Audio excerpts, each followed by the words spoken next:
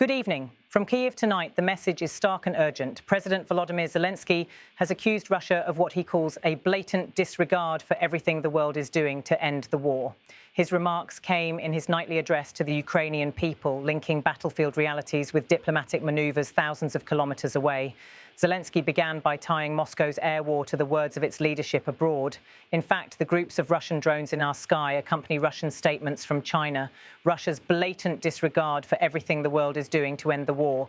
Yesterday, the Russians literally denied what President Trump said about the meeting of leaders that is needed to end the war. Those words echoed as air raid sirens blared across Ukrainian cities. In Zelensky's framing, the whir of incoming drones is inseparable from Russia's diplomatic defiance. Even when former US President Donald Trump floats the idea of an international leaders summit to halt the fighting, the Kremlin, Zelensky claims, brushes it aside without hesitation. The Ukrainian leader's anger sharpened further as he turned to Russia's president directly.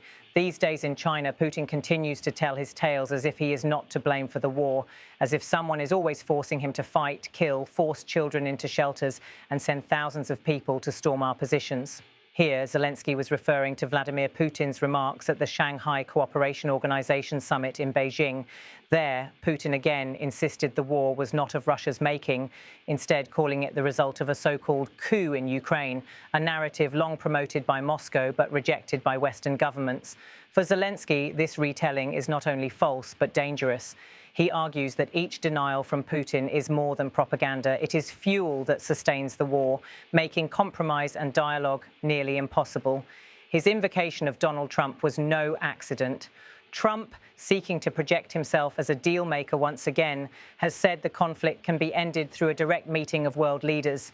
Yet Zelensky stressed that Moscow refuses to acknowledge even such proposals, dismissing them outright, while attacks against Ukrainian cities continue.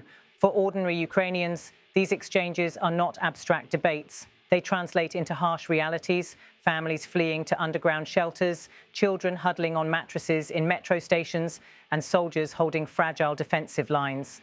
Zelensky's nightly speeches often aim to reassure, but this one was heavy with frustration, directed not only at Moscow but also at the wider world. His appeal to remember that behind diplomatic statements are lives upended every day by strikes and raids. At the same time, Putin's presence in Beijing underscored how Russia is working to deepen alliances outside the West. By portraying Russia as a victim of outside plots, the Kremlin seeks sympathy among partners like China and members of the SCO. But Zelensky's rebuttal made clear his fear that repetition of such narratives, especially on the world stage, could eventually shift opinion and weaken international resolve to back Ukraine.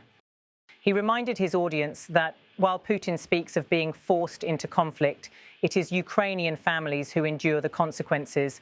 Each drone, each missile, each incursion is, in Zelensky's telling, proof that Moscow chooses escalation over peace. The president's reference to drones in Ukraine's skies was more than symbolism. Overnight, swarms of Russian drones targeted infrastructure across multiple regions. Ukraine's air defences scrambled to intercept them, but damage and fear spread nonetheless. Each strike underlined his warning that Russia's contempt for peace efforts is matched by contempt for civilian safety. In his closing remarks, Zelensky reframed the war as more than a national struggle. For him, this is a test of global resolve. If Russia can wage war while denying responsibility, if it can ignore every attempt at negotiation, then what does that mean for international law, for diplomacy, for the very idea of peace? The message was unmistakable.